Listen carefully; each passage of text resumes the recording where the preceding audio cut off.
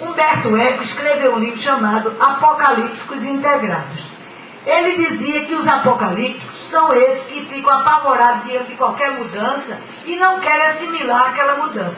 Então são apocalípticos. Para ele é apocalipse não. Os integrados, ao contrário, são aqueles que adotam todas as mudanças sem questionar e sem nenhum espírito crítico. Então eu fui recentemente a Buenos Aires e li no conceituado jornal La Nación um artigo apocalíptico de um especialista em linguagem sobre a linguagem da internet, que se estendia ao uso da sigla em geral. Dizia ele que a mutilação da palavra corta o vínculo com a experiência passada e impede também a presente. Invectivava até contra a redução dos nomes próprios, tipo Tião, Zé. Trazia em favor de sua posição as palavras do alemão Heidegger, também lastimando a redução de universidade em alemão para uni, que eu não sei como se diz em alemão, que perdia assim sua força e poder e transformava-se num termo inócuo.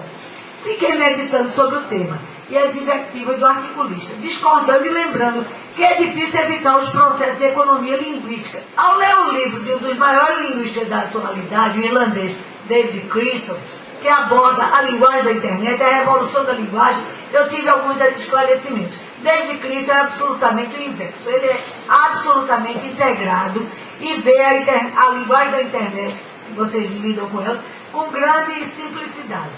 Absolutamente integrado, ele estuda esta linguagem sem lançar nenhuma nuvem de preocupação sobre a impermanência das palavras e seu significado, explorando sobretudo a ideia de que a internet é uma forma nova de comunicação, que fez uma revolução na linguagem. Porém, o que mais nos interessa é a sua diferença em relação à escrita, pois é aí, na simplificação que acarreta, que residem as preocupações.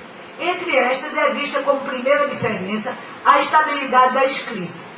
O texto impresso é estático. É estático, enquanto uma página da web pode variar a cada busca. Quanto aos e-mails, ele lembra que a mobilidade de sua forma, a facilidade de modificá-los e ou de encaminhá-los a outro, as possíveis ligações com textos, links, conduzem ao hipertexto. Os possíveis erros de digitação também não levam a concluir, como na grafia convencional, que o emissor não sabe escrever. São produtos da pressa, logo deletados, são passageiros e voláteis. Os efeitos na língua desse novo meio são duplos. Inicia uma mudança de caráter formal e possibilita a maior utilização da escrita. A aparente falta de respeito, eu estou lendo, gente, porque se eu não ler, eu falo tanto que vocês vão passar o resto da manhã. Quem me conhece sabe. A aparente falta de respeito pelos padrões da escrita está preocupando muito, prevendo-se que as crianças não saberão escrever no futuro pela quantidade de abreviações usadas. Devemos pensar, contudo, que abreviações sempre foram usadas na língua, sem ter interferido para dificultar a comunicação. O único cuidado a ter é que essas novas abreviações sejam usadas apenas na comunicação via computador e não sejam adotadas na escola. Isso é a opinião de David Crystal, não é a minha. Eu acho que é muito difícil você separar, no momento que a criança aprende uma abreviação, ela não usar aquilo quando ela vai escrever na escola. É dificílimo a gente separar uma coisa da outra. Capistrano de Abreu disse que os portugueses quando colonizaram o Brasil, eram como caranguejos arranhando a costa.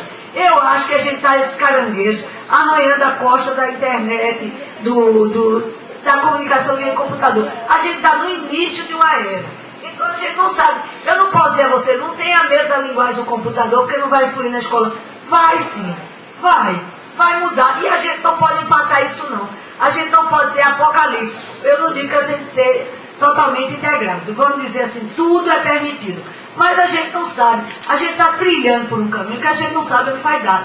Mas é um caminho que vai em frente, independente da nossa anuência ou não. A revolução da linguagem do século XXI é um tripé que se apoia na linguagem da internet, no predomínio do inglês disparado sobre as línguas do mundo, e a última coisa é o desaparecimento das línguas que não adotarem as novas tecnologias. Mas sobre isso vou falar. Eu vou falar aqui sobre chegando à publicidade.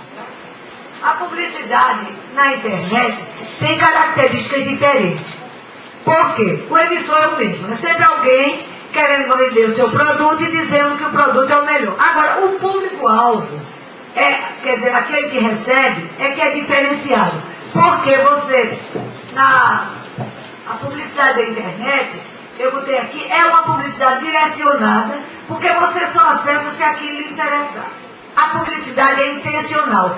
Mais que uma publicidade, ela é um marketing, é uma estratégia de venda. Ela procura vender, porque você dali mesmo já pode acessar e pedir e já receber em casa. Há um predomínio grande da imagem. Por quê? Porque para poder chamar a sua atenção é muito mais imagem. E você tem outra coisa, slogan em publicidade de internet não existe, porque é passageiro. E você acessa, pode até no próximo acesso que você fizer, estar mudada aquela publicidade. Quer dizer, é uma coisa muito diferente, não é permanente. É muito mais ícone, quer dizer, uma imagem que você começa a desejar. Por exemplo, na RIEP, eu tenho 2 netos de 6, 7 anos que ligam no computador maravilhosamente. Então ele dizendo, vovó, eu vou querer esse, os brinquedos que a RIEP vende. Quer dizer, é completamente diferente de você ler um escrito. Gente, eu espero ter dado minha mensagem. Muito obrigada pela atenção.